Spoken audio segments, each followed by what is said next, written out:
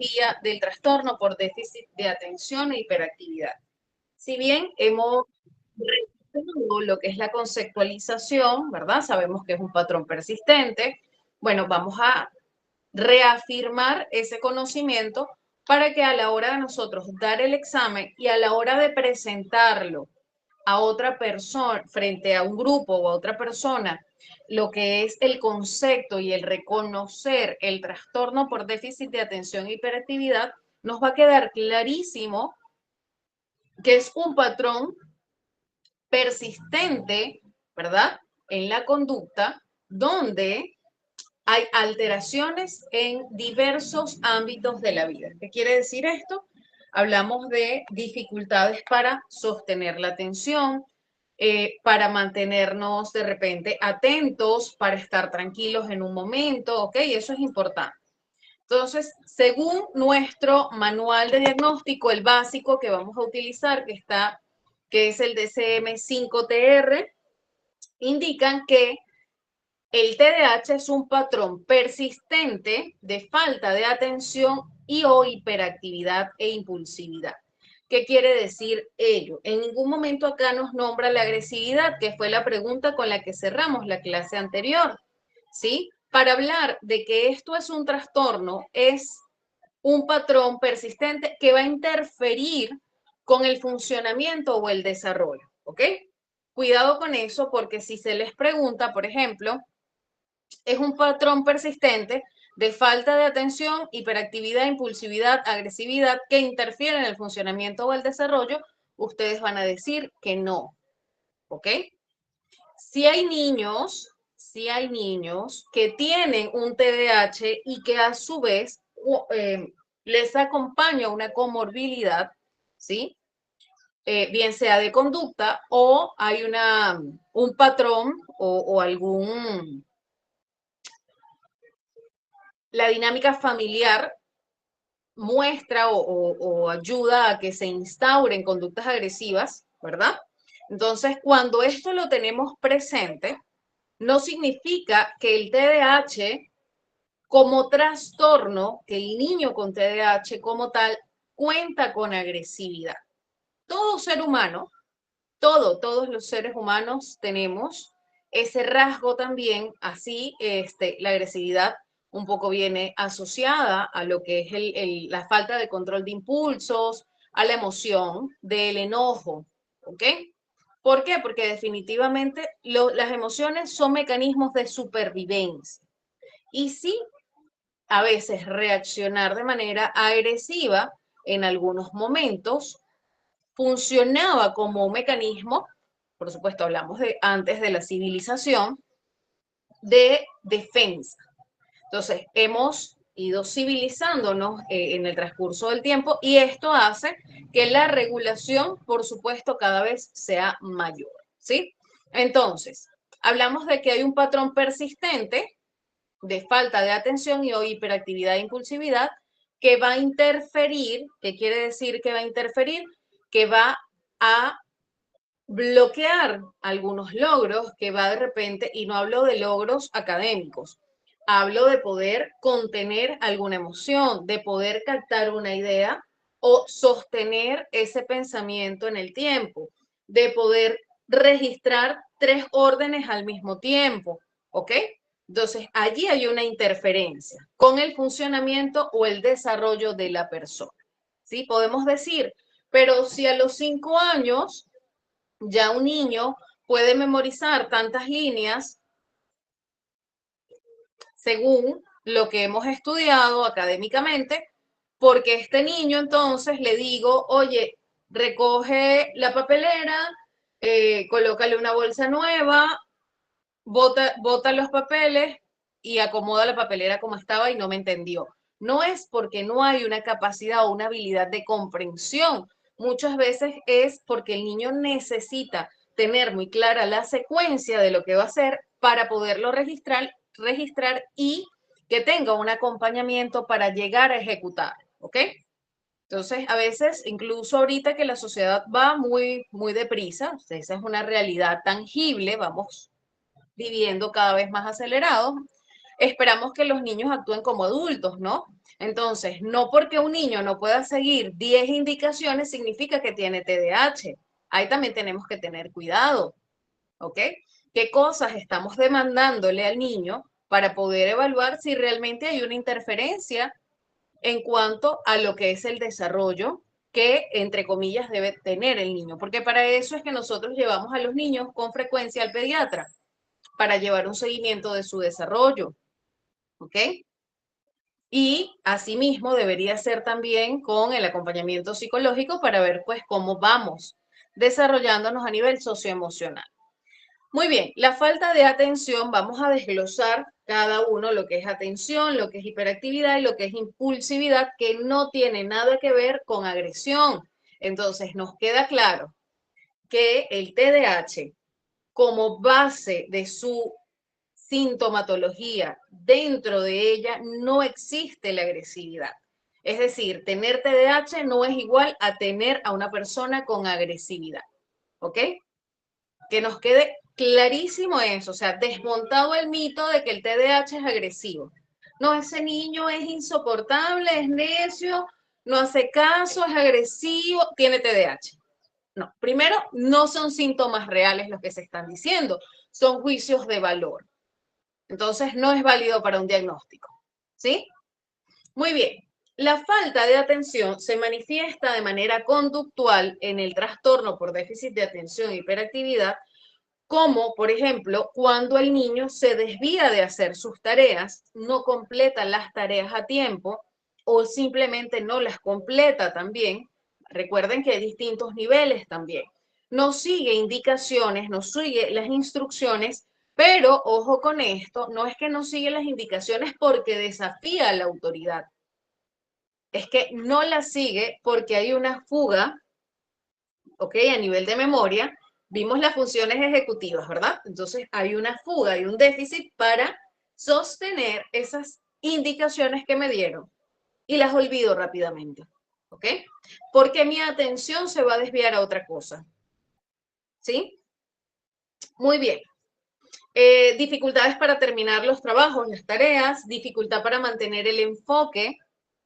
No es que el niño no presta atención porque es maleducado.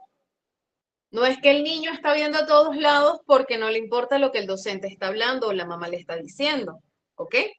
Entonces, ahí tenemos que observar. La organización es un reto para las personas con TDAH. Para todos, no, pero para muchos, sí, ¿ok? Y no se puede atribuir al desafío o a la falta de comprensión, ¿ok? No guarda relación el hecho de que yo no pueda organizar o planificar con retos a nivel de lo que es la inteligencia o el aprendizaje, ¿ok? No se ve comprometida la comprensión, no se ve, el niño entiende perfectamente lo que usted necesita, lo que usted le está pidiendo, simplemente en determinado momento no lo va a poder ordenar porque su atención se desvía con muchísima ligereza, ¿ok? Muy bien. ¿Qué es hiperactividad? La hiperactividad hace referencia a la actividad motora excesiva y es por ello que normalmente antes escuchábamos decir, uy, no, ese muchachito o esa muchachita es que se mueve demasiado, eso no para, no, eso parece que le dieron electricidad, ¿ok? Es son comentarios que suelen hacer en las casas, ¿ya? Son comentarios que incluso me dicen las mamás en consulta, ¿sí? Entonces, no se trata de que el niño tiene electricidad, de que su energía vital es más alta, no, no va por allí, va por una desregulación, ¿verdad? A nivel de las funciones ejecutivas que ocasiona que haya un movimiento motor excesivo en la persona, ¿sí? Entonces, por ejemplo, ¿qué es hiperactividad? Un niño que no puede parar de correr, no para de correr, es muy difícil que esté tranquilo cuando no es apropiado. Ah, no, es que el niño no para de correr porque está en una maratón.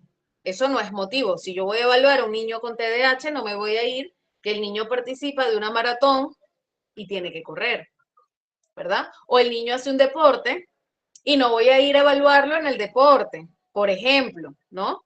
Practica béisbol, practica fútbol, tiene que estar en movimiento constante, ¿sí? Pero resulta que el niño está en el salón de clase y durante todo el día está en movimiento. Eso pasa. Y las que son docentes no me van a dejar mentir, ¿no? Y realmente el niño no tolera ni siquiera 3 segundos en su asiento, ¿ok? Entonces ahí vamos a tener que utilizar, implementar varias estrategias para poderlos ayudar a, no al que estén 1 hora y 10 horas sentados, porque para mí es un crimen que un niño esté 10 horas sentado, pero también hay que regular, hay que enseñarlos a que de modo autónomo puedan ir adquiriendo ciertas competencias para lograr un poco más de tiempo de acuerdo a la situación en la que me encuentro. Por ejemplo, si yo voy al banco, no puedo imaginarme que estoy en un karaoke, no puedo llevarme un parlante y ponerme a cantar allí, ¿verdad? Entonces, vamos generando conductas adaptativas, ¿sí? Muy bien. Les iba a dar el ejemplo de los, mm, de los velatorios, de los sepelios, pero definitivamente no puedo porque hay múltiples culturas en las que en un sepelio encuentras música, encuentras trago, entonces es como que no es asociado al sentimiento, pero es la manera en la que procesan su duelo. Entonces no podemos hablar de eso, pero sí de repente del banco. No vamos a ir al banco y vamos a estar jugando fútbol, por ejemplo. ¿Sí? Ok. En los adultos, lo que es la parte de la hiperactividad suele manifestarse, ¿ok? Como esa inquietud extrema que a veces llega a confundirse con la ansiedad. Y en otros casos, no solamente es el tema de la inquietud extrema, es parte de la hiperactividad, sino que también puede existir una comorbilidad con un trastorno ansioso, ¿ok? Entonces, por allí tenemos que ya comienzan a entender por qué no es tan fácil diagnosticar, ¿verdad? Ok, en el caso de los adultos podemos ubicar manifestaciones de inquietud extrema, agotamiento de los demás, ¿no? Con la actividad de nosotros, en el caso del hiperactivo, suelen ser personas que agotan mucho al entorno, a la otra persona, porque efectivamente el exceso de movimiento que requiere es mucho más alto, ¿no? Entonces, incluso puede ser, puede haber verborrea, una habla excesiva, por ejemplo. ¿Cómo canalizamos eso dando clase? ¿Ven? Por ejemplo. Ok. Otra de las manifestaciones que podemos ver eh, también es en el caso de la hiperactividad, esa necesidad de hacer multitareas en el adulto, ¿no? ¿A todas las mujeres tienen TDAH? Bueno, no necesariamente, porque de una u otra manera el cerebro de la mujer, sobre todo cuando pasamos a ser madres, se da como una poda neuronal donde el cerebro se prepara para hacer multitasking, por así decirlo, ¿ok? Porque ya no cuida de sí misma nada más, sino que su cerebro es un cerebro rediseñado para el cuidado de sí misma y del que está fuera, o sea, del gestante, ¿no? Entonces, por ahí para que tengamos una idea, no es solamente casualidad. Hay mujeres que no pueden hacer varias cosas a la vez. O sea, no es como que todas las mujeres pueden ser multitasking o ningún hombre puede ser multitasking. Realmente eso no es algo completamente cierto y válido. Depende de lo que es el desarrollo de cada uno y de las habilidades que va desarrollando también, ¿ok? En la vida. Muy bien. La impulsividad se refiere mayormente a acciones apresuradas. Por ejemplo, responder antes de que le terminen una pregunta.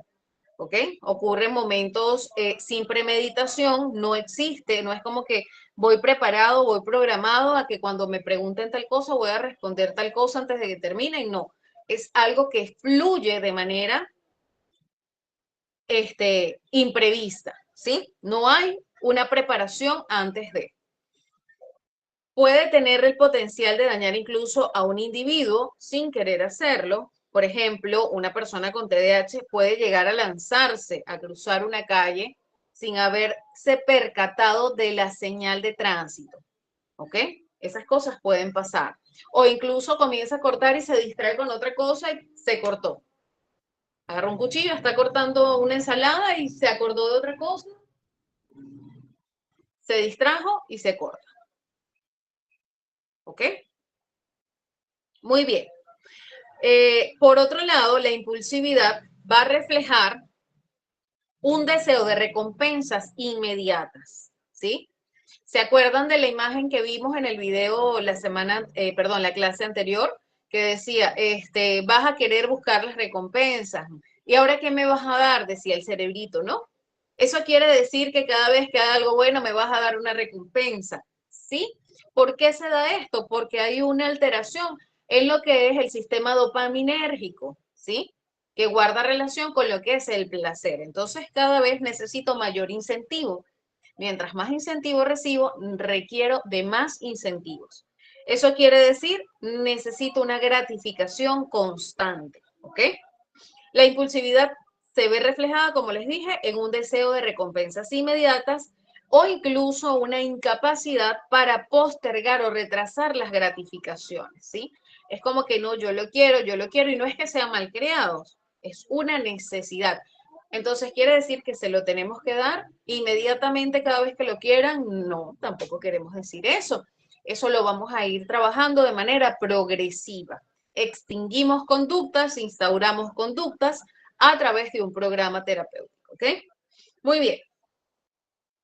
Los comportamientos impulsivos se pueden ver manifestados como la intrusión social, muy común en el TDAH, es parte muy propia, es como una esencia muy viva en el TDAH. Suelen interrumpir a los demás en exceso, pueden tomar decisiones importantes sin tener en cuenta las consecuencias a largo plazo, como por ejemplo, y un ejemplo bastante válido, por cierto, cómo aceptar un trabajo sin la información adecuada. No sé cuánto voy a trabajar, no sé cuánto voy a cobrar, no sé ni siquiera dónde es el trabajo, no me acuerdo. No sé, no revisé, no pregunté. ¿Ok? Hablé de otras cosas que para mí eran importantes, pero no pregunté el resto. Eso puede pasar. ¿Ok? Muy bien. ¿Cuándo comienza el TDAH? Ojo con esto. Eso de que no, el TDAH le comenzó a mi hijo en la adolescencia. El TDAH le comenzó a mi hijo cuando tenía 20 años. Eso no existe. ¿Ok? Eso no existe. El TDAH sí o sí tuvo que comenzar en la infancia. ¿Ok? Debió haberse iniciado la conducta y la cantidad de conductas necesarias, de síntomas necesarios para atribuir a un TDAH antes de los 12 años. ¿Ok? Entonces, el requisito de varios síntomas, o sea, tener varios síntomas presentes antes de los 12 años. Ni siquiera es un solo síntoma, varios síntomas presentes, evidenciables. Transmite lo que es la importancia de una presentación clínica sustancial durante la infancia. No se va a especificar una edad de inicio, no hay como que al año, a los 2 años, a los 3 años, no. Pero se comienza a ver la conducta repetidamente, la sintomatología, ¿ok?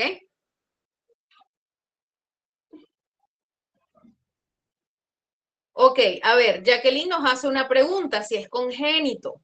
A ver, me gustaría que uno del grupo le respondiera a Jacqueline, porque eso ya lo vimos en la clase anterior. Me gustaría ver cómo vamos, chicos. Alguien que levante la mano, uno o dos participantes que nos puedan ayudar a responderle a Jacqueline.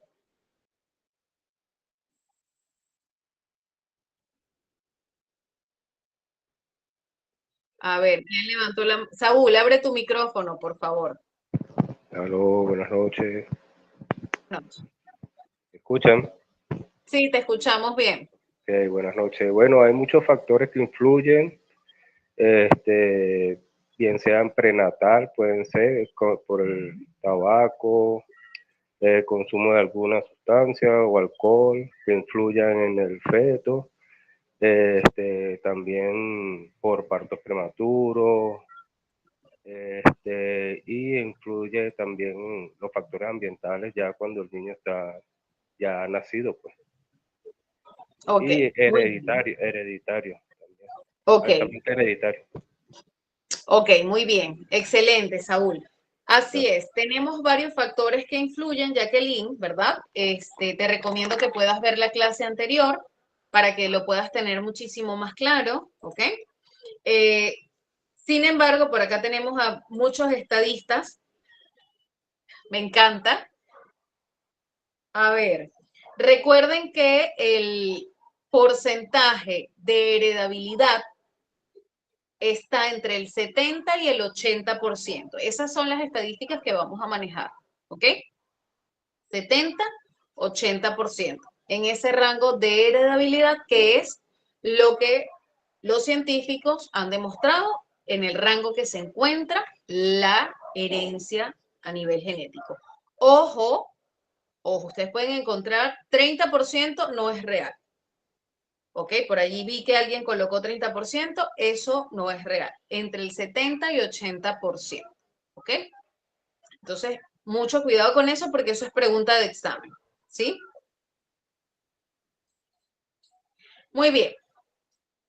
No se especifica la edad de inicio, como les dije, normalmente los psicólogos solemos diagnosticar a partir de los 5 años, ¿ok? En este tipo de trastornos. ¿Se puede hacer un diagnóstico presuntivo previo? Sí, por supuesto, no hay ningún problema. En conjunto con el equipo multidisciplinario, ¿ok? El TDAH no se puede diagnosticar en ausencia de síntomas antes de los 12 años, ¿sí? A ver, por acá nos dicen, se hereda de los padres, también de familiares, Jocelyn. Pero no es como que por culpa del tío el niño tiene, no, tiene que estar comprobado que el familiar también tiene TDAH, ¿ok? Y para validar que es por herencia, si tú quieres validar ello y no es mamá y no es papá, yo recomiendo que pidan pasar con un genetista. Son pruebas bastante costosas, bastante, muy poco usadas en realidad. Esa es la realidad, no todo el mundo utiliza al genetista para definir de dónde provino el TDAH. Muy bien, ¿es posible desarrollarlo sin que alguno de los padres lo tenga? Sí, también es posible. ¿Ok? No, no, no. Hacen pruebas genéticas, ya son pruebas especiales para determinar si el TDAH coincide como herencia, ¿ok? O sea, si viene de, no tiene nada que ver con la prueba que se hace antes, ¿ok? Muy bien. Vamos a continuar acá. Ay, perdón, perdón, perdón. Ok, los síntomas de lo que parece ser TDAH pueden aparecer por primera vez después de los 13 años, ¿sí? Cuando estos síntomas ocurren después de los 13 años, lo más probable es, si hay síntomas similares al TDAH, a partir de los 13 años, puede deberse a otro tipo de trastornos, ¿ok? Entonces, la manifestación del trastorno debe estar presente en más de un entorno. Eso también es importante que lo tengan en consideración. No es que el niño presenta las conductas dentro del colegio, en casa no las presenta, cuando sale no las presenta, en lo social. Tiene una academia de fútbol, tampoco las presenta. Entonces, ahí no podríamos apuntar a que es un TDAH si solo pasa en un lugar. ¿Sí? El TDAH, cuando está instaurado, cuando está presente realmente en una persona, se va a manifestar en todos los ambientes, dependiendo con mayor o menor intensidad, dependiendo de la dinámica del ambiente, sí, ¿ok? Muy bien, los signos del trastorno pueden ser mínimos o estar ausentes, oído con esto, cuando el individuo recibe recompensas frecuentes, porque se considera que si el individuo recibe recompensas frecuentes, puede disminuir cierto comportamiento si usted lo premia por llevar la conducta adecuada, entre comillas. Hay una relación en cuanto a lo que es el sistema dopaminérgico, por ende, al recibir recompensa, y esto no ocurre nada más en el TDAH, esto ocurre en todos, pero en el TDAH se da con mayor severidad, ¿ok? Muy bien. Entonces, acá es importante de que si el niño, la persona, ha estado bajo supervisión estrecha, se encuentra en un entorno novedoso, no se va a aburrir, ¿ok? Participa en actividades especialmente interesantes para él, no para mí, sino para el niño. Tiene estimulación externa constante o interactúa en situaciones uno a uno también. Este niño va a ver, o sea, va a tener menor sintomatología, o sea, la sintomatología va a ser más leve, ¿ok?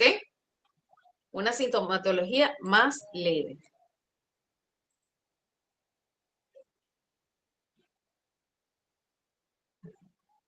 Condicionamiento operante puede ayudar en su manejo. Bueno, el condicionamiento operante se utiliza actualmente de otro modo, ¿no? No tal cual como nos los enseñaron los inicios de la terapia cognitivo-conductual. O sea, ¿ok? Esa es una base de la terapia conductista. Sin embargo, se utiliza con otras herramientas, con otras técnicas, pero sí, podemos hacer, por ejemplo, un trabajo de lo que es una instauración de conducta, ¿sí? A través de un modelo o una economía de fichas, y allí vamos a hacer un condicionamiento, básicamente. Vamos a condicionar que a través de ciertas recompensas, a través de gratificaciones, a través de felicitaciones, de la carita feliz, el niño va a ir practicando la conducta. Entonces, si yo hago la conducta, voy a recibir tal refuerzo, ¿sí? Está muy bien, Vladimir, no está mal lo que comentas, solo que no se utiliza así no es con la misma severidad que se utilizaba antes el condicionamiento operante, ya es más ético, pues, ¿no? Ok, entonces nos queda claro que el TDAH es un trastorno por déficit de atención e hiperactividad. Son condiciones neurológicas, ¿ok? Del desarrollo, del neurodesarrollo, y pueden afectar la capacidad de las personas para concentrarse, controlar impulsos y regular su comportamiento, ¿sí? Para poder llegar a que el TDAH realmente se encuentra en una persona, deben existir 6 o más de los siguientes síntomas que vamos a ver a continuación durante al menos un periodo consecutivo de 6 meses, ¿ok? Eso es muy importante. Ali, te escuchamos. Profesora, muy buenas tardes. Muy buenas Buenas. tardes con todos también. En primer lugar, darle las gracias por la paciencia que nos tienen. Decía uno de nuestros compañeros, aprovechamos su paciencia y su sapiencia también para averiguar y hacer algunas cosas, ¿verdad? Resulta que se me presenta una niña de 18 años que tiene pragmatismo. Ya tengo entendido que el pragmatismo no tiene que ver con el TDA ni con nada de esto, ¿verdad? Entonces, pero ¿cómo puedo ayudarla? Ok, allí primero tiene que haberla visto el neurólogo, ¿no? Hay que validar si la niña tiene, por ejemplo, medicación. Me imagino que ya indagaste si la niña lleva medicamentos y todo lo demás. ¿Tú eres psicóloga, No, Ali? soy comunicadora social y bueno, han llegado a mí porque por mi misma labor, porque la niña también está estudiando comunicación social y le estoy ayudando. Ok, perfecto. Bueno, si tiene dificultades para sostener la atención, las recomendaciones que vamos a ver en la última clase te van a ser bastante útiles, ¿sí? El tema de la planificación, tienes que llevarlo con ella, tienes que ayudarla a recordar las cosas, pero tú siempre no vas a estar. Hablamos de una chica que ya tiene 19, 18 años, no de una niña, hablamos de ya una adulta joven, ¿ok? Es una Ajá. adulta joven que tenemos que definitivamente ayudarla a que tenga autonomía. ¿Cómo lo vamos a hacer? De manera progresiva, ¿sí? Igual en la última clase vamos a ver estas herramientas, ¿sí? Ya, muchísimas gracias. Chévere. Pues si me adelanto, después nos vamos a aburrir en la última clase. Bien, Ok, gracias. entonces, tenemos por acá, igual, Ali, es importante que sus papás la lleven a un acompañamiento, porque vivir con un traumatismo por ahí que de repente hay afecciones que ha generado en la niña que también puede impactar en lo emocional. Entonces sí es importante que ella lleve un acompañamiento, ¿sí? Muy bien. A considerar, chicos, 6 o más síntomas deben estar presentes sí o sí. No que hay 5, que hay 4, no. 6 o más síntomas. Si el diagnóstico se hace en un adulto, validando que la sintomatología también estuvo presente en la infancia, pueden ser 5. Y eso no lo digo yo, eso lo dice el manual de diagnóstico, ¿ok? No, que hay 4, que sí es TDAH, hay 4. No, no calza, no califica para el trastorno. Queramos o no, no calza, ¿ok? Entonces, hay estudios rigurosos para llegar a esas medidas y a esos tiempos. Muy bien. Entonces, durante 6 meses mínimo. Los síntomas no solo son una manifestación del comportamiento de oposición, desafío, hostilidad o fracaso para comprender tareas o instrucciones. Es decir, no está asociado a la oposición o por lo menos no es lo único, a menos que el niño tenga TDAH y un trastorno negativista desafiante también, ¿okay? Un oposicionista. No va a haber conducta hostil, a menos que también sea un acompañante del TDAH. Pero el TDAH propiamente no va a tener necesariamente este comportamiento como para nosotros determinar que tiene este trastorno, ¿sí? Como les dije, para las personas a partir de los 17 años, ojo con esto, se requieren mínimo 5 síntomas, ¿ok?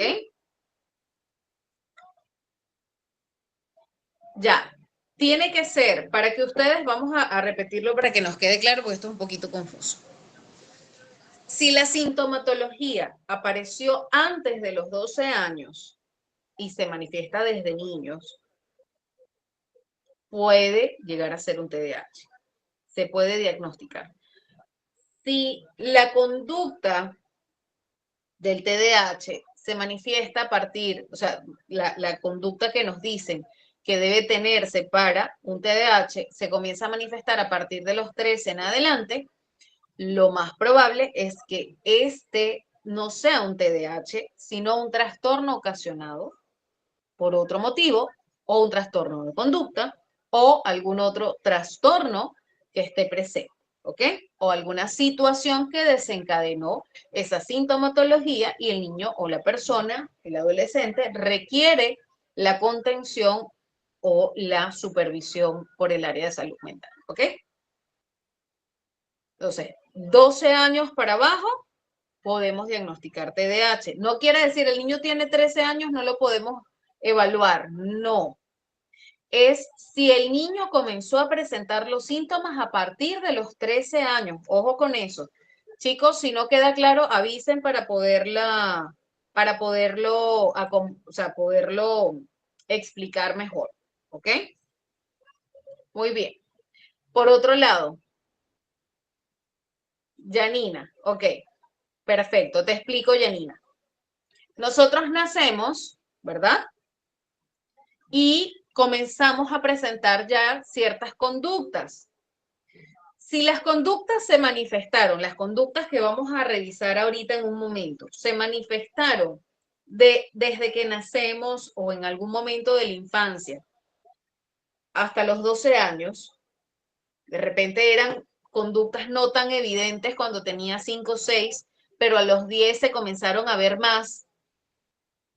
Puedo calzar dentro de un diagnóstico de TDAH, pero si nunca, hasta que tuve 12 años, yo no tuve nunca síntomas de TDAH. Ninguno, ni uno solo. Sino que a los 13, 14, 15, 16 años comienzo a manifestar conductas de TDAH,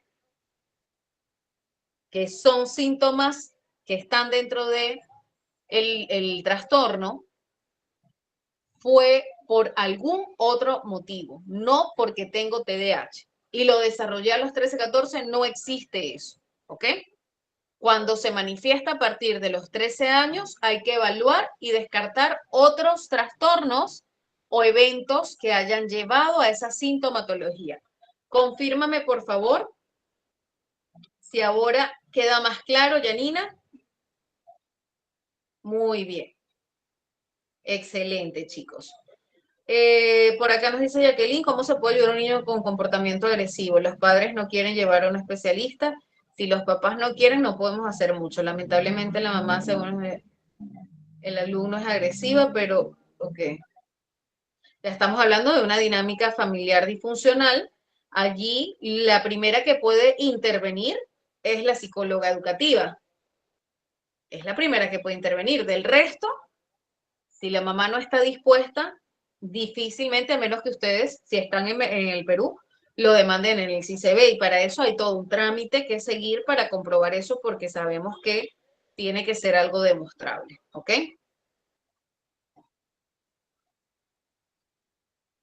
Puede ser, si alguien padece de epilepsia y comienza a presentar estos síntomas, se puede deber a la misma epilepsia. Pueden ser consecuencias, ¿no? Pero eso se va a definir con el especialista de la salud, ¿ok? Con el equipo multidisciplinario. Si se empezó a manifestar después de los 13 y el diagnóstico diferencial no encuentra ningún otro origen, ¿qué se hace en ese caso? Tomando en cuenta que ya lo vio neurología y demás. Normalmente cuando es así se trabaja en la sintomatología, se evalúa si hay algún trauma, no solamente a nivel físico, sino emocional, ¿ok? Hay que evaluar qué cosas conllevaron a desencadenar la sintomatología, ¿ok? Como les digo, chicos, no todos los diagnósticos se encuentran rápido, tenemos que ser pacientes, ¿sí? No es como que, ya me fui, me saqué la sangre y pude medir la cantidad de hemoglobina que tengo. No, no es así. En algunos casos es más sencillo, otros casos son más complejos, ¿sí?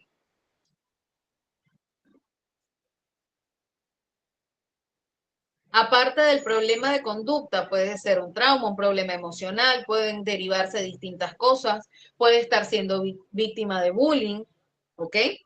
Pueden pasar muchísimas cosas allí que hay que explorar.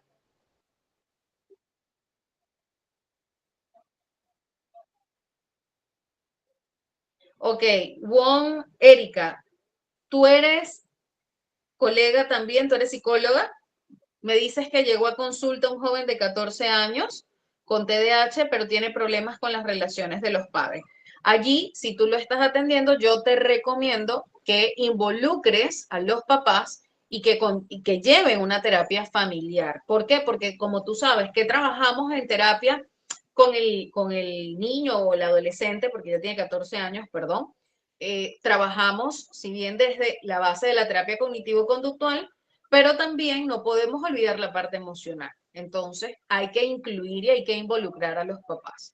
Y yo lo que hago en esos casos es los llamo, los invito y hago un contrato con los papás.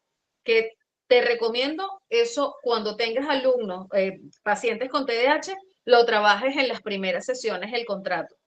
Porque si no, el compromiso en algunos casos es ahí, intermedio o nulo. ¿Ok? Entonces, corazón, involucra a los papás en la terapia. ¿Quieres resultados? Participa. Yo muchas veces les he dicho, a veces me ha tocado ser directa y les digo, mira, hemos hecho esto, hemos logrado esto, tenemos que reforzar esto y para poder ver resultados o más resultados en un tiempo más rápido, porque a la gente le encanta la rapidez, quieres resultados más rápido, entonces tú también tienes que ser parte de. Este es mi plan y se lo muestras. Mira, o sea, no le vas a mostrar todo el plan terapéutico, pero sí le vas a decir, vamos a trabajar esto, y requiero el compromiso de ustedes de venir, ponte cada 15 días o una vez al mes a psicoeducación familiar o a una terapia familiar para poder trabajar con mamá, con papá, con los hermanos si es necesario. E incluso yo los pasaría de manera individual y una vez al mes, de repente por allí, de manera grupal, ¿ok? Dependiendo de cuáles sean tus objetivos terapéuticos, pero son cosas que yo he utilizado y quizás te pueda hacer útil, ¿ok? Muy bien. Elita, puedes ir escribiendo la pregunta mientras avanzamos por acá, ¿ok? Ya tenemos clarísimo, y eso no se nos va a olvidar, que es un patrón persistente de falta de atención y o hiperactividad e impulsividad que va a interferir con el funcionamiento o el desarrollo, ¿sí?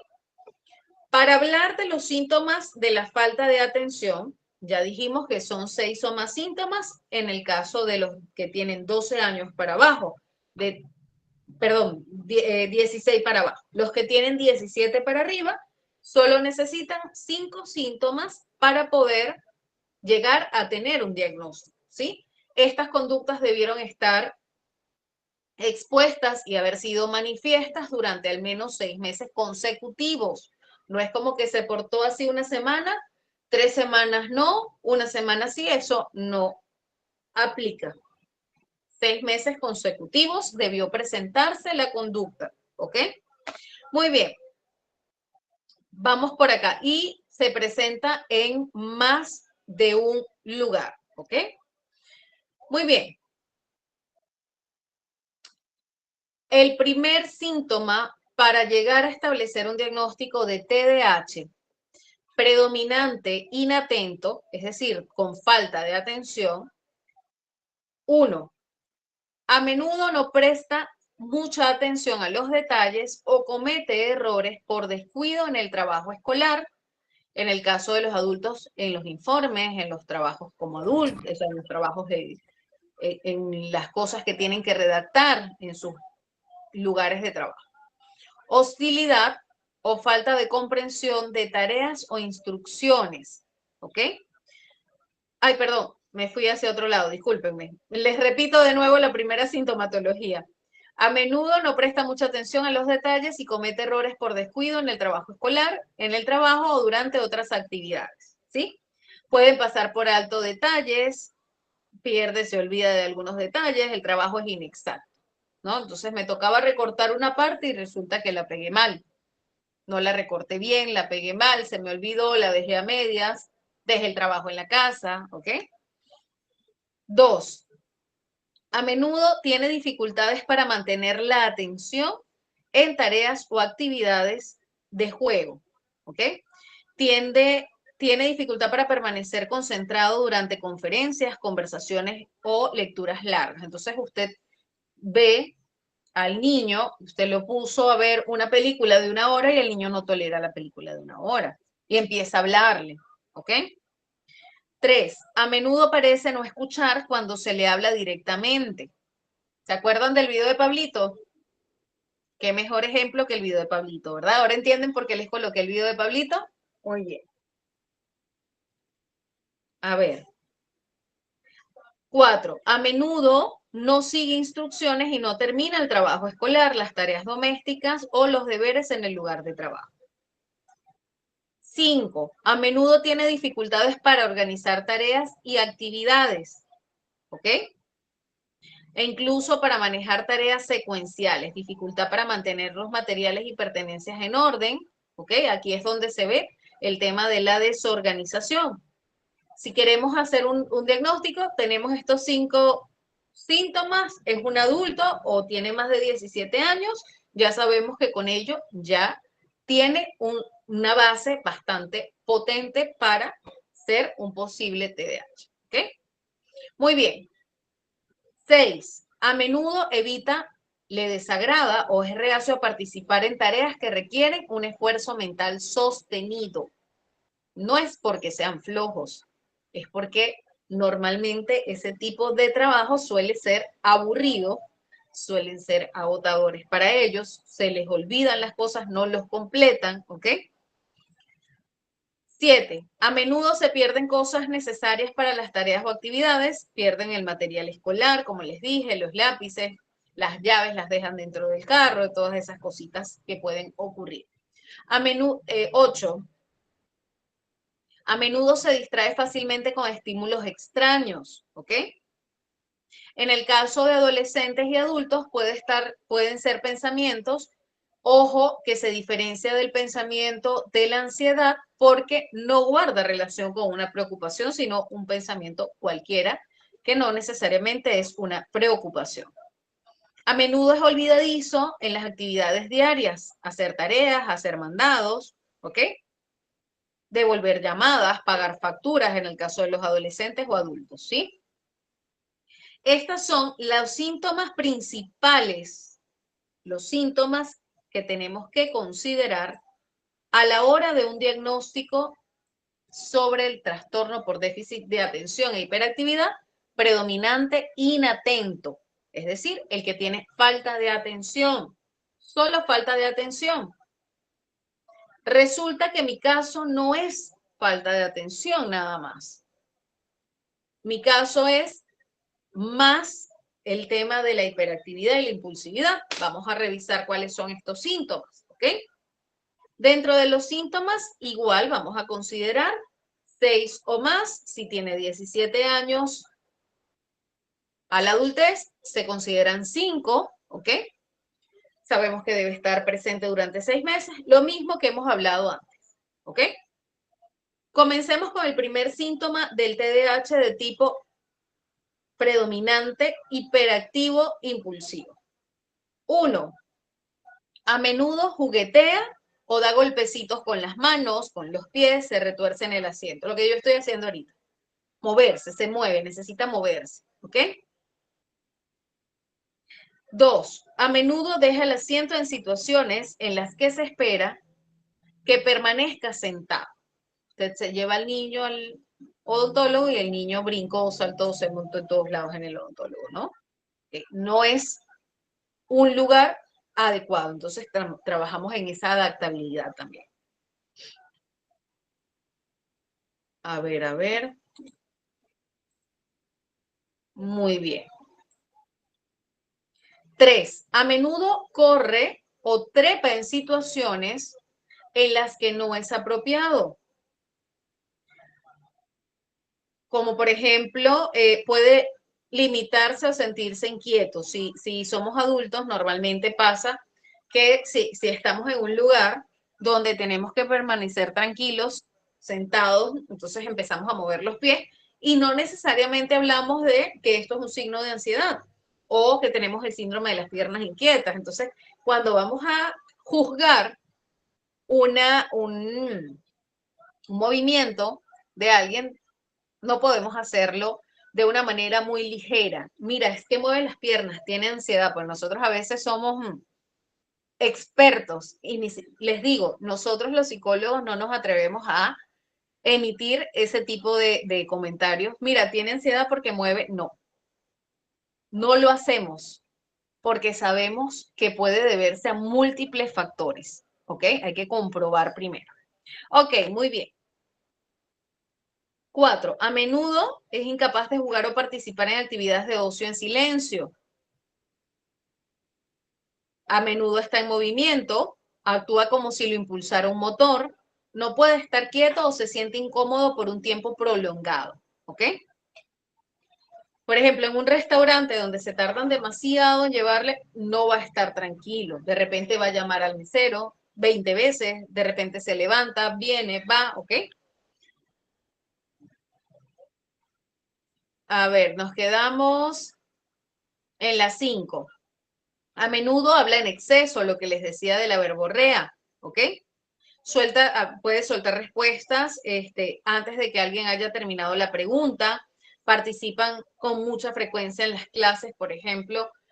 No digo ahorita ustedes, no tiene nada que ver con eso, porque yo al contrario les pido la participación, pero son personas que no suelen incluso permitirse que la otra persona termine de hablar cuando ya habló, intervino y vuelve a intervenir constantemente, ¿ok? A menudo, 6, a menudo tiene dificultades para esperar su turno. 7, a menudo interrumpe o se entromete con los demás. Se mete en conversaciones, en juegos, en actividades. Puede comenzar a usar las cosas de otros sin pedir o recibir un permiso. En el caso de los adolescentes y adultos, puede entrometerse o hacerse cargo de lo que hacen los demás. Por ejemplo, no sé, mira, ya te hice el trabajo que te tocaba hacer, ya hice tal cosa, o sea, suelen atribuirse o cargarse incluso de más tareas de lo que les corresponde, por no poder justamente controlar la parte impulsiva y regular ese no poder involucrarme, ir más allá, que guarda relación con el control de impulsos netamente, ¿sí? No puedo respetar esos límites, pero no por un tema conductual, sino por un tema del control de impulsos, ¿sí? E incluso una persona con TDAH, para que ustedes tengan una idea, en el caso de el predominante hiperactivo impulsivo, suelen meterse mucho en las conversaciones donde no los han invitado a participar. Va alguien caminando y va hablando de alguien y llegan y se meten en la conversación. Eso puede pasar, ¿ok? Muy bien. Para nosotros, vamos a hacer una pausa acá y vamos a continuar con el combinado. Por acá nos preguntaba. Keren dice, mi hijo comenzó su proceso de diagnóstico al año y 8 meses. ¿Ok? Psicólogo, psicopedagogo, neurólogo. Hoy tiene 24 años. Mi hija de 8 años empezó su diagnóstico cuando ingresó al nido a los 4. Fue diagnosticada a los 6 y hoy tiene acompañamiento psicológico y fue diagnosticada a los 45. Pero todos los síntomas de que era muy chiquita. Ok. Muy bien, Keren. Excelente. Qué bueno que lograste darles ese apoyo. Elita dice, no, nada, ya entendí mi pregunta. Ok, qué bueno. Ok. Un niño de 3 años se le puede diagnosticar que tiene TDAH. En realidad, no suelo recomendar un diagnóstico a esa edad, a partir de los 5, pero puedes iniciar el proceso de diagnóstico antes, eso sí. ¿Ok? En los adultos,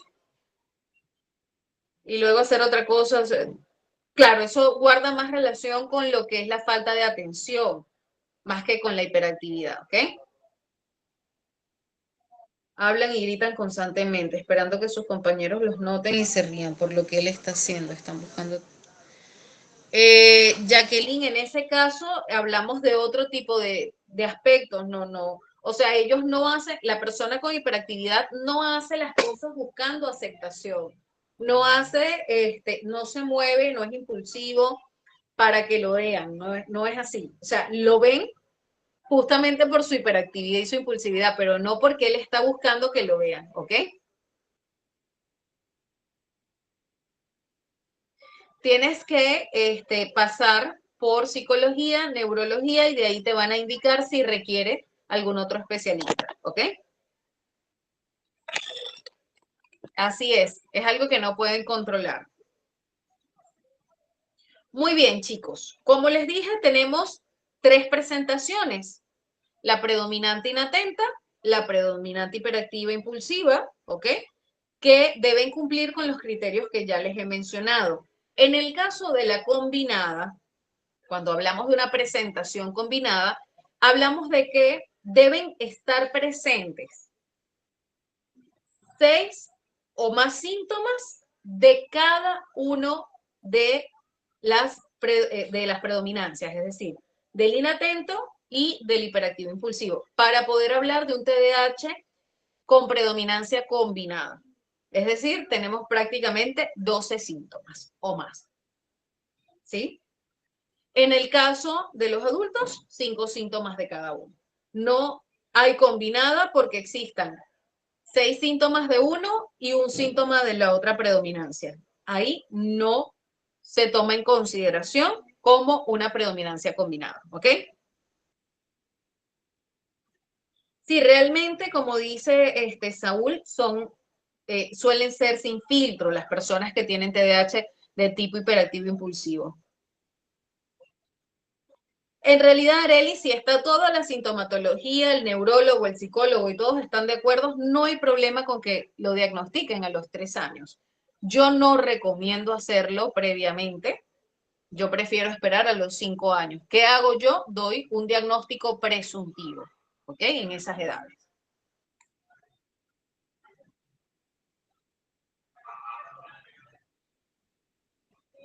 Muy bien, chicos. En este caso también quería comentarles que sí existe una gravedad, hay niveles de gravedad, está el leve, donde se presentan por lo menos la mínima cantidad de síntomas, como les dije. Estos síntomas suelen ser un poco más adaptativos, suelen ser mucho más manejables, ¿sí? En el caso de el moderado, hablamos de que hay una mayor cantidad de síntomas y el deterioro ya comienza a ser más funcional entre una combinación de lo que es el leve y el grave, ¿sí? Entonces, por ahí algunos síntomas pueden ser leves, otros graves. En el severo, muchas veces pueden estar presentes todos los síntomas. Normalmente el severo suele ser la presentación combinada e incluso pueden haber todos los síntomas. Muchos síntomas en exceso para hacer el diagnóstico o varios síntomas que son particularmente severos, ¿ok?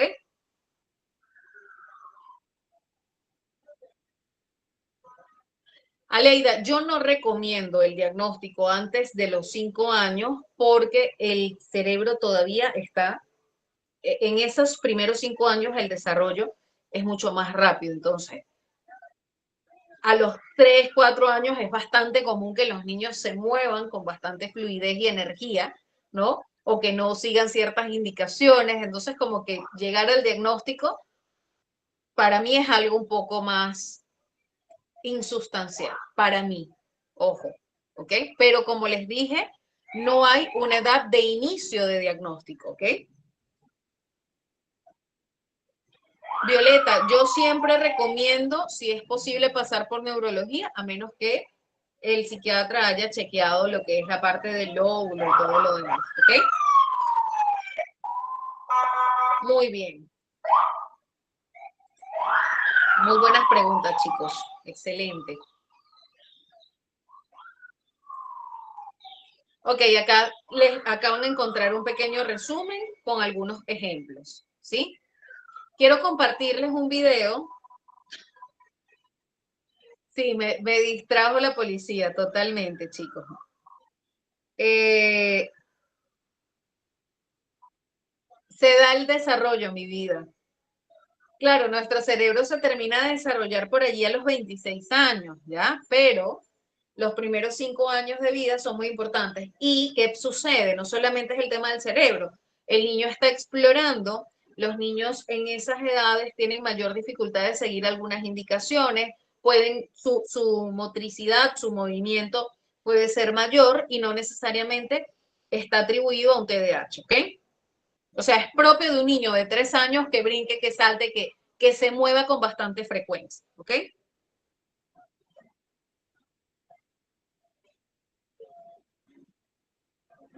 No, Marta, en realidad el neurólogo yo sí recomiendo que lo revisen, que lo visiten cuando hablamos de cuando hablamos de un diagnóstico multidisciplinario, o sea, sí o sí para mí tiene mayor peso el neurólogo en este caso, en el TDAH, que incluso el mismo psiquiatra, ¿ok?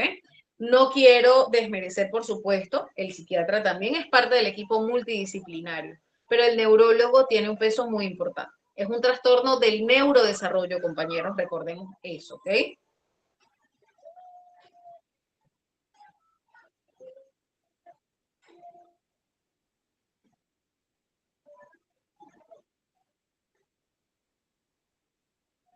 Muy bien, muy bien. Les voy a compartir un poco de este video. Quiero invitarlos a que lo disfruten porque es un video que se disfruta muchísimo. En los jardines, en los nidos, bueno, tú primero remites al niño, si tú ves conductas, al psicólogo educativo, que obligatoriamente debería tener cada institución un psicólogo, ¿ok?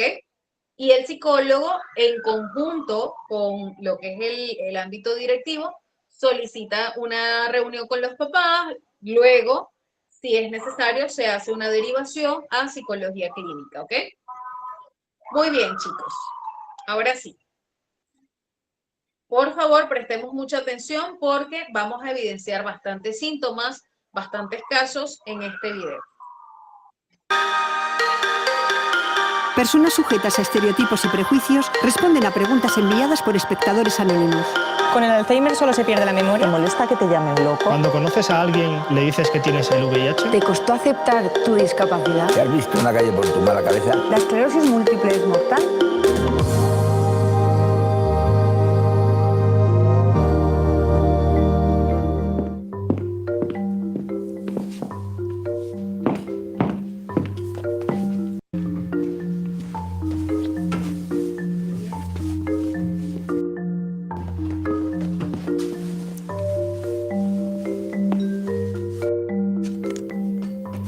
¿De pequeño sacabas de quicio a los que te rodeaban?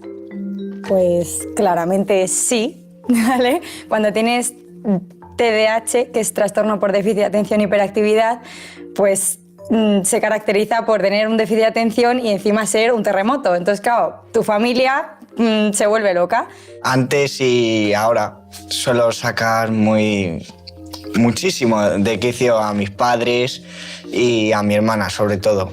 En mi familia no entendían por qué, a pesar de que parecía que era buena y que tenía buena intención, no obedecía nada. Sí, yo era una persona muy movida, era el típico niño terremoto que no hay manera de que esté sentado. Decía lo primero que se me pasaba por la cabeza. O sea, me decían que ordenara y nunca ordenaba. Me decían que llegara a tiempo y siempre llegaba tarde. Me pedían una cosa y se me olvidaba a los 5 minutos. No paraba de hablar en ningún momento. Ahora soy padre y bueno, tengo unos cuantos hijos, tengo 9 hijos, tenemos 9 hijos y con 5 con TDAH y no, tú no sacabas de quicio. Yo creo que, bueno, es verdad que era movida en comparación con mis otros 4 hermanos. Bueno, sobre todo mi madre a la cabeza, que son las grandes sufridoras de tener hijos TDAH. Mi madre comprándose el lote de bajarse de la vida todo el rato, que es lo que me decía siempre. Y bueno, con mi hermano pues peleas todo el rato, 24 horas. Aparte de ser un terremoto, a mí me encantaba cambiar los muebles de sitio. Y mi madre se volvía loca, claro, imagínate. Cambiaba la mesa, cambiaba la cama, todo el rato. Bastante frecuente en todos los TDAHs que nos apunten a todo, pero deportes, arte, música. Creo que he tocado todos los instrumentos que lleva una orquesta, he hecho todos los deportes del mundo. Los niños con TDAH, con trastorno por déficit de atención e hiperactividad, son niños muy impulsivos, verbalmente y en acción no paran quietos, necesitan siempre estímulos nuevos, son totalmente distraídos, les cuesta estar quietos y bueno, yo encajaba perfectamente en esa descripción. Mi familia siempre ha sido muy abierta y bastante artística y le gusta, creo que le gusta bastante el tema del conocimiento y, por ejemplo, no me importaba mucho si me ponía a desmontar algo o a construir otra cosa. Así que yo creo que a ellos personalmente no les he sacado de quicio. Me apuntaban a bastantes campamentos en verano, bueno, en principio porque yo era muy fan y los pedía también, y yo creo que luego porque era bueno para la paz mundial y la de mi casa en realidad, que estuviera fuera un tiempo. Cuando era pequeño, una doctora me dijo que para mí comer y dormir era perder el tiempo. Solamente quería jugar o estar en mi mundo, no quería hacer nada más. Al final, con tantos niños y con tanto TDAH en casa, es verdad que es un poco circo, ¿no? Mi madre nos suele decir que tenemos pánico al silencio, no nos callamos ni bajo el agua. Es un circo, pero es un circo muy bonito, es un circo desde luego entretenido. Una gran frase que me ha acompañado toda mi vida es que el único Dios verdadero que tenemos las personas con TDAH es el movimiento, la cinética. Eso es lo único que a todos nos mueve. Tú pones movimiento y hacemos todos y nos vamos. En el colegio no podías estarte quieto. No podía estarme quieto. Imposible. Yo tampoco. Creo que mi récord lo conseguí en cuarto de la ESO cuando en una clase me caí 3 veces de la silla. Creo que ahí ya se demostró que realmente no me podía estar quieta. Estaba escribiendo una suma y al rato estaba escribiendo una resta y no me daba cuenta. No lo controlaba. Intentaba siempre balancearme y eso, en ese momento yo no sabía que a mí me ayuda muchísimo a concentrarme y los profesores les daba miedo que me fuera a caer, cosa que nunca me ha pasado, y me lo prohibían constantemente, cosa que me estresaba bastante. En el cole tienes que estar 8 horas casi sentado, pues claramente no podía estar quieta, era aburridísimo. Porque los TDAH tenemos como un malestar. Y ese malestar intentamos quitárnoslo de alguna manera y por eso surge la hiperactividad, porque tenemos que cambiar de actividad para intentar quitárnoslo de encima. A mí de pequeño me castigaban constantemente. Recuerdo que estuve muchísimo tiempo en el pasillo castigado y estaba casi más tiempo en el despacho del director que en clase. Constantemente me estaban echando broncas por hablar demasiado con mis amigos, con cualquiera que tuviera al lado. Los profes, pues digamos que te decían, pues venga, estás muy despistado, te ponían en las notas, falta de atención. Pero tampoco era un mal estudiante, lo que pasa es que tenía el constante mundo de los profesores diciéndome que me callara, que no hablara con el de al lado, que no me moviera. Los profesores no sabían por qué hacía eso, por qué les desobedecía, y ni siquiera yo sabía por qué lo hacía. No sabía que tenía TDAH y no sabía por qué me tenía que mover todo el rato. Los profesores entendían lo que nos pasaba. En mi caso, hace muchos años, casi 35 o 40 años, no lo entendían. En mi caso, es verdad que se les avisaba, se les explicaba cuál era tu problemática o tu situación. Un profesor, que se lo agradezco en el alma, se dio cuenta de que yo nunca tenía libro. Entonces, los recreos me hacía ir al despacho a aprender a leer en alto. Entonces, evidentemente, cuando yo era pequeña, yo le odiaba porque, o sea, me quitas la única parte del colegio que me gusta, que es el recreo. Pero luego se lo agradecí un montón porque aprendí a leer al ritmo de los demás. Cuando tienes que dar clase a un montón de niños, al final atender las engorrosas individualidades pues cuesta, y es más fácil pues quizá echar la bronca o castigar que otras cosas. Así que sí, yo enseguida fui etiquetado como el malo, el travieso, y con esa etiqueta me quedé toda la infancia. Me hacían apuntar los deberes en la agenda y enseñársela a la profesora para asegurarse que me los había apuntado, porque lo que no estaba apuntado para mí no existía. Todo lo que me decían era muy negativo y pues yo llegaba a casa y pues me sentía un poco mal. Y pues creo que nos afectaba un poquito. Pero yo seguía igual. No paraba. Yo no podía estar, 8 horas en el cole y luego 2 horas en casa sentada, imposible. Entonces yo me ponía a hacer el pino, me ponía a hacer volteretas y mi abuela detrás. Carmen, cariño, venga, ¿quién es Napoleón? Y yo que sé quién es Napoleón, déjame en paz. Y entonces ella al final conseguía que yo me aprendiera quién era Napoleón, adaptándose a mi manera. Yo haciendo el pino y al final pues sabía quién era Napoleón. Entonces se lo agradeceré siempre. La única forma de hacer los deberes era teniendo a mi madre conmigo sentada vigilándome, y eso lo hice hasta los 16 años, que es cuando me harté. Pero si me dejaban sola, era incapaz de concentrarme y podía pasar horas perdiendo el tiempo y sintiéndome culpable a la vez. Bueno, mi madre, a la hora de estudiar a veces conmigo, me dice que la quito horas de vida, incluso meses. Dice que a los 80 años ya no va a llegar.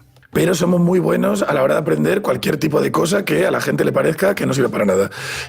Nos pones un documental de palomas en Guinea Ecuatorial y su reproducción y aprendes todo eso, lo aprendes muchísimo. O te pones cómo se fabrica una chancla en Islandia y ese dato lo tienes. A los TDAH, sobre todo cuando no nos han diagnosticado a tiempo y hemos crecido sin saber lo que nos pasaba, tenemos la autoestima muy machacada. Tenemos que trabajar mucho porque hemos pasado toda la vida haciendo mal cosas que intentábamos hacer bien y todo el mundo se imaginaba que era porque somos vagos, somos tontos, somos rebeldes, somos egoístas. A un chaval que se tiene que enfrentar a ese mundo con una autoestima lesionada puede ser un problema muy grande. Un chaval con la autoestima reforzada lo sacas adelante y se puede convertir incluso en un gran líder, ¿por qué no? ¿Cuándo te enteraste de que tenías trastorno por déficit de atención e hiperactividad? Me enteré a los 29 años. ¿Cuándo me enteré? Me enteré a los 7 años. Me lo diagnosticaron con 18, 19 años, no me acuerdo, porque si me acordara no tendría TDAH. Yo sabía hace años que padecía este trastorno, aunque legalmente. Me lo diagnosticaron hace 5 años. Yo me enteré ya cuando era ya mayor, con 49 años. Mi padre fue el último en diagnosticar, creo, en casa, y mi madre, claro, después de tantos hijos, le miraba y decía, bueno, no estás diagnosticado, pero no te preocupes, que ya te diagnostico yo. A mí de pequeño, por mi mal comportamiento, mis padres me llevaron a varios psicólogos, pero nunca me diagnosticaron TDAH en su día y ha sido ya además mayor cuando me han sugerido que posiblemente lo tuviera porque encajo en lo que es un TDAH. El psiquiatra al que yo fui, que me llevaron mis padres realmente porque yo no quería ir, fue el que me diagnosticó el trastorno por déficit de atención y hiperactividad y el que me ayudó a conseguir lo que he conseguido hasta ahora. Siempre había sabido que tenía algún problema, pero pude más o menos ir arreglándomelas. Cuando aumentaron las responsabilidades, primero con el trabajo y después sobre todo con el nacimiento de mi primer hijo, la cosa se volvía totalmente urgente, porque si no has de comer a un hijo se te muere. Entonces sabía que tenía que poner cartas en el asunto.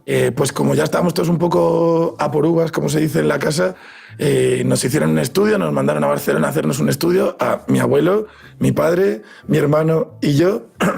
Mi madre hizo unas vacaciones esos días y nos hicieron unos estudios en la Universidad de Barcelona, que no me acuerdo cómo se llama, y salió que teníamos todos muchísimos TDAHs y mi abuelo a la cabeza.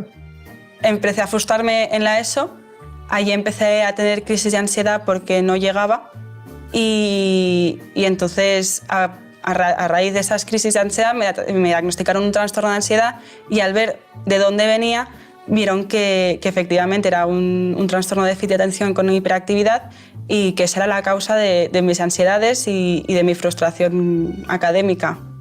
Por una casualidad, vi por internet la lista de los síntomas de TDAH y de repente vi juntos todos los problemas de mi vida. Y además eran síntomas que yo sabía que tenía, pero nunca habría unido en lo mismo. Entonces fui a una asociación, me dieron la referencia de varios médicos que lo trataban bien y cuando ya fui a hacerme los tests me dijeron que obviamente tenía TDAH. A raíz del diagnóstico del psiquiatra entendí lo que me pasaba, es decir, le puse un nombre a esta cosa que yo tenía que no me dejaba ni estudiar, ni concentrarme, ni nada y ser un terremoto. Entonces, gracias a él, pues por lo menos ya supe cómo encauzar ese problema. ¿Se puede llevar una vida normal sin medicación? Yo creo que es complicado. Eso me ayuda a mí. La medicación. El trastorno de TDAH no es más que un trastorno neurológico, o sea, no tiene más que una parte del cerebro que parece ser que es más inmadura. Hay partes del cerebro que no han madurado correctamente y el ciclo de algunos neurotransmisores, la dopamina sobre todo, pero también otros, no se queda atascado. Cuando estaba en el cole no sabía lo que me pasaba, de repente me medicaron, llegué a la universidad, todo aprobado, no es magia, realmente ha sido gracias a los profesionales que me han tratado. Evidentemente la medicación ha hecho su papel, me ha ayudado y me ha igualado a la población normal. Yo creo que es muy difícil llevar una vida normal sin medicación para el TDAH. Yo no tomo medicación, ¿vale? Por una TDAHada. Se me olvidó renovar las recetas. Esto es un tema muy polémico siempre. ¿La medicación te echa un cable? Yo la he tomado y hay momentos en los que te echa un cable. ¿Para toda la vida? Bueno, pues es que son medicaciones fuertes como para tomarlas para toda la vida. Además, te echa un cable en unas cosas y te altera en otras. O sea, tan pronto estás concentrándote mucho, pero se acaba tu vida sexual porque echa problemas hacia esa zona también. La medicación no te hace que de repente de la noche a la mañana seas una persona centrada, seas una persona tranquila, seas una persona sin déficit de atención. Te ayuda a que el impacto en tu vida sea menor. Por mi experiencia, si te diagnostican de pequeño, puedes ir creciendo en todas las fases importantes en las que se forma tu personalidad, sabiendo lo que te pasa y aplicando técnicas que te ayudan a tener un buen hábito de orden, a tener una buena salud emocional. Pero si tu diagnóstico llega de adulto, tienes demasiados pesos y es muy difícil vivir bien sin medicación. Se puede conseguir, pero bien es difícil. Ahora no estoy medicada, cuando acabé la universidad retiramos la medicación y al principio sí que era un poco como, ay, no quiero dejarla, porque si la dejo voy a volver a ser un terremoto. Yo he probado todas las medicaciones legales ahora mismo en España y solamente me funcionó una, que luego tuve que dejar por efectos secundarios. Entonces yo tuve una ventana de unos 6 meses en los que tomé medicación y de repente entendía por qué todo el mundo vivía tan tranquilo. ¿Eres tan inquieto ahora de mayor como cuando eras pequeño? Soy tan inquieto, sí, no hay matices. Cuando puedo hablar con una persona por teléfono, puedo cruzar 20 veces la calle, dar 6 vueltas a la manzana, subir 4 veces las escaleras. No he medido nunca cuánto tiempo puedo llegar a estar sentado, pero yo creo que a partir de los 15 minutos lo empiezo a pasar mal. De verdad. O sea, ahora mismo ya empiezo a necesitar como un break en mi vida. Por ejemplo, si yo me siento contigo a ver una película, desde que tú te sientas hasta que yo consigo sentarme va a pasar más o menos un cuarto de hora y me tendrás que contar lo que ha pasado, porque la idea de sentarme para mí es una agonía. Entonces iré al baño 5 veces, cogeré algo que me apetece comer, me cogeré una manta, responderé a 58 tweets y después conseguiré sentarme durante 15 minutos y luego volveré otra vez a empezar. Cuando estabas en clase, pues te movías, te saltabas, te levantabas, hablabas. Ahora pues buscas maneras de canalizar esa inquietud. Puede ser andando cuando hablas por teléfono, moviendo una pierna, con el boli cuando haces trabajo haciéndolo girar. Canalizas de otra manera. Sigues siendo inquieto, eso siempre lo vas a ser. Cada día estoy más metido en más deportes y más cosas, pero yo creo que es como una especie de bucle. O sea, cuanto más hago, más intensidad me pide la vida. Sí, cada vez me cuesta más estar quieto. O sea, ya es que no voy ni al cine, no puedo ir al cine. En mi caso, yo era más inquieto de pequeño que ahora. Con los años yo creo que he perdido esas ganas irrefrenables de moverme y además me imagino que he aprendido también a controlarlas y ahora puedo estar sin ningún problema sentado en cualquier sitio, pero cuando era pequeño no había forma. Yo sigo siendo joven, tampoco he sido tan mayor. Yo creo que he madurado un poquito y bueno, ahora soy menos inquieto, porque antes no paraba, no me controlaba. Soy muchísimo más inquieto, muchísimo más, sobre todo mentalmente. De hecho, si se me ocurre algo, tengo que empezar a hacerlo en el momento en el que se me ocurre, porque si no me puedo volver loco. Y como generalmente no tengo tiempo de ponerme a hacer lo que quiero hacer en el momento en el que se me ha ocurrido, pues suelo llevar un cuaderno encima en el que apunto todo. Eres mayor, entonces tienes que aparentar ser mayor, ¿vale? Pero realmente en el fondo sigo siendo igual de inquieta que cuando era pequeña. Lo que pasa es que ahora lo exteriorizas de otra manera. Buscas otros canales para que también no molestar o no atolondrar a la gente que te rodea, porque al final eso es un poco... Los agotas, tú no te agotas, pero los demás sí. Los TDAH, los que tenemos trastorno por déficit de atención e hiperactividad, somos muy despistados. No solamente despistados, nos cuesta mantener la atención donde la queremos. Si entro en un bar o en un recinto con varias personas, sobre todo una multitud, mi mente no me deja filtrar todo a mi alrededor o a la persona con la que estoy tratando, y escucho todas las conversaciones y es agotador porque estoy pendiente de todo. Cuando vamos a un restaurante estamos todo el rato escuchando todas las conversaciones, por eso muchos de nosotros hemos ido a hacernos pruebas de audición. Yo cuando fui hace un par de años me dijeron que tenía oído de espía. Sí, muchas veces te es distinta en la forma ya solo de organizar tu cabeza. De pequeños, bueno, nosotros en el colegio nos daban la típica carpeta con separadores. Mis amigas tenían pues las hojas de matemáticas con las matemáticas, las de lengua con las de lengua. Mi carpeta era todo en el medio.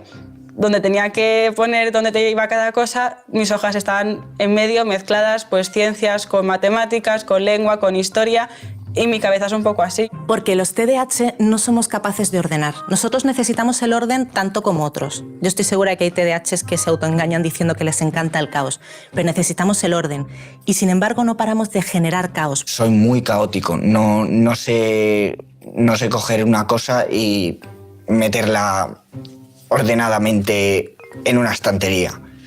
El ejercicio de decidir, de tomar decisiones y de decidir dónde va a ir cada cosa, a nosotros nos sume en un mar de indecisión que nos genera muchísimo estrés. Entonces, para mí, saber qué voy a hacer con este libro o si puedo tirar esto, termina siendo una mañana de 3 horas que termino llorando, seguramente.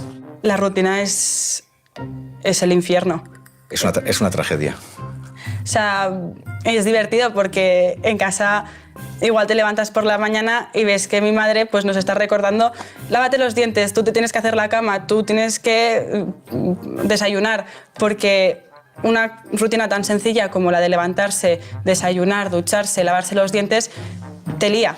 Somos muy desorganizados, tenemos problemas con las funciones ejecutivas y entonces nos cuesta todo lo que sea pensar un plan para conseguir un objetivo y realizar esos pasos. Para mí, por ejemplo, hacer una maleta, organizar una charla, organizar una actividad, planificar las cosas, me cuesta una barbaridad. Ahora como adulto sí que me sigo sintiendo algo distinto, pero ya en el buen sentido. No, supongo que he adquirido algunas herramientas para lidiar con todo lo que me muevo y lo que me distraigo y es distinto quizá en el buen sentido, porque las partes malas de ser distinto las he ido arreglando. Las características más comunes del TDAH son una dificultad para regular la atención. No solamente nos cuesta prestar atención, sino que a veces nos cuesta dejar de prestarle intensamente a algo que nos interesa.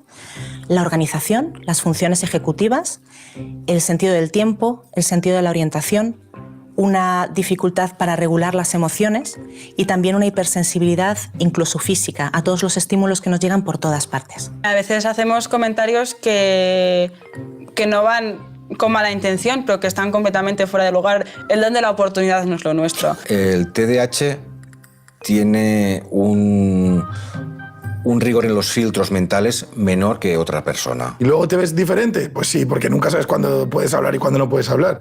Te dicen todo el rato que digas lo que piensas, pero cuando lo dices estalla el planeta, porque ¿qué te parece mi vestido? Me parece una mierda, tu vestido me parece una mierda. Y entonces no, pero eso no lo puedes decir. No lo meditas, no lo piensas, lo sueltas y de repente ves que la cara de la otra persona cambia completamente y dices, igual he metido un poco la pata. Este es un tema clave, el de tener amigos en la vida de un TDAH. No creo que me cueste hacerlos. ¿Me cuesta mantenerlos o empatizar y cuidar a un amigo, que es lo que te falta? Yo creo que sí, que lo reconozco.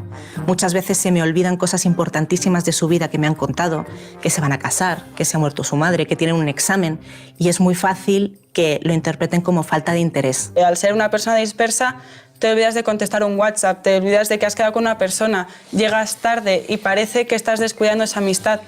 Me sigo viendo distinta a los demás ahora, pero bueno, he conocido a más gente distinta y ya lo llevo bastante mejor. En nuestra casa, que somos 9, hay 5 con TDAH y 4 que no. La premisa es aprendete a creer como eres, o sea, no hay más.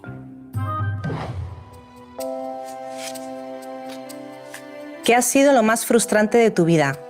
Yo creo que tenemos poco tiempo en este programa para hacer la lista de frustraciones. Me cuesta muchísimo elegir. Bueno, lo más frustrante es que me dijeran a mí que soy maleducado. Pues aparte de mi vida misma, el no haber podido llegar a la universidad, por ejemplo. Estudiar para mí ha sido lo peor, porque se me daba muy mal y no me gustaba.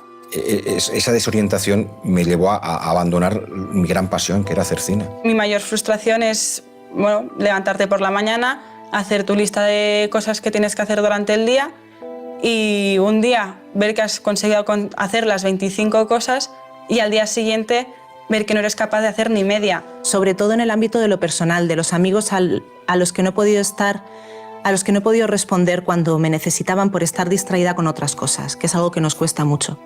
Y también en el ámbito de lo académico, de lo profesional, siempre me he visto llegando mucho más atrás de lo que yo sabía que podía conseguir. Pues me imagino que para la gente que encaja más en ir por el camino establecido es más sencillo que para alguien que ve que por ahí no quiere ir y se tiene que meter por otro lado, porque el camino por el que va todo el mundo está más abierto, más asfaltado y a lo mejor ha sido frustrante meterme por las zarzas toda la vida yendo hacia donde yo quería ir.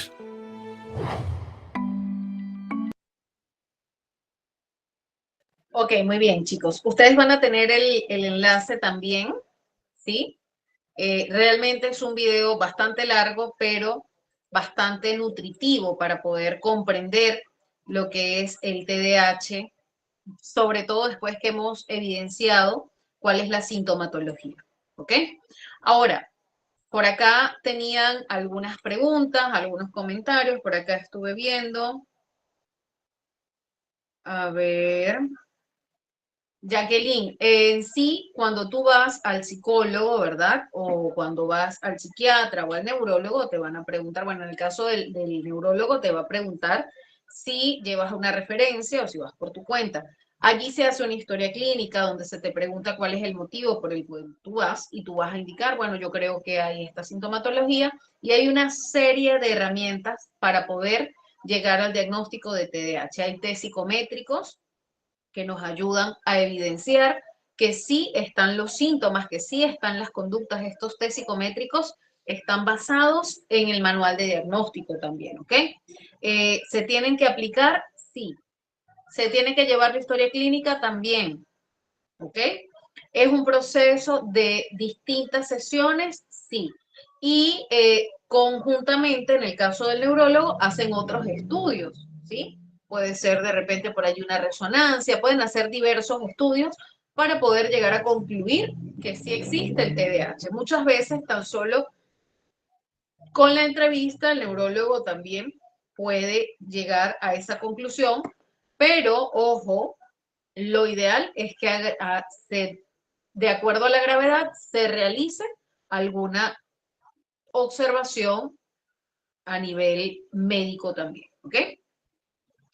Muy bien.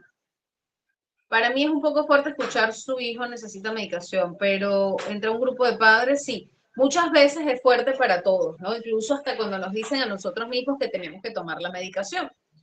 ¿Qué pasa? Que a nivel bioquímico esto ayuda a regular algunos aspectos y va a generar mayor funcionalidad.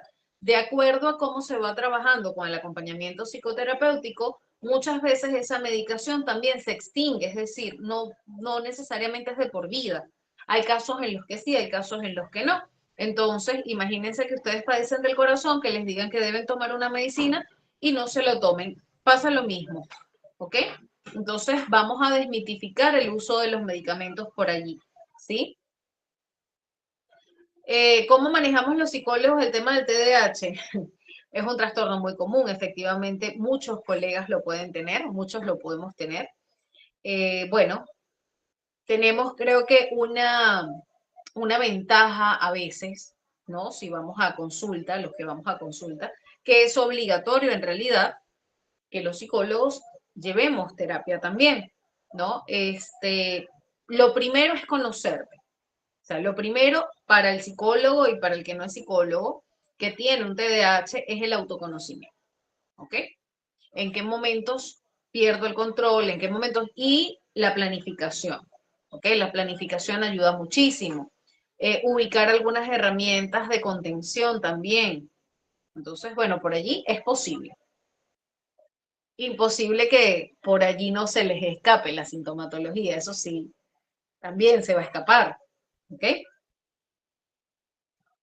No, el síntoma no va a ser jamás ir al baño muchas veces, no guarda relación. Pararse del asiento en distintos momentos para moverse, para ir a distintos lugares puede ser. Al contrario, si un niño te pide muchísimo ir al baño, yo le pediría a los papás que revisen si hay algún problema a nivel orgánico, pues no.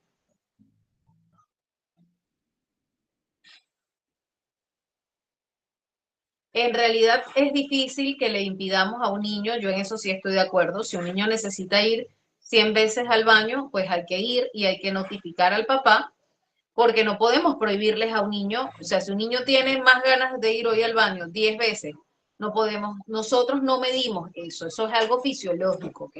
Mucho cuidado con eso.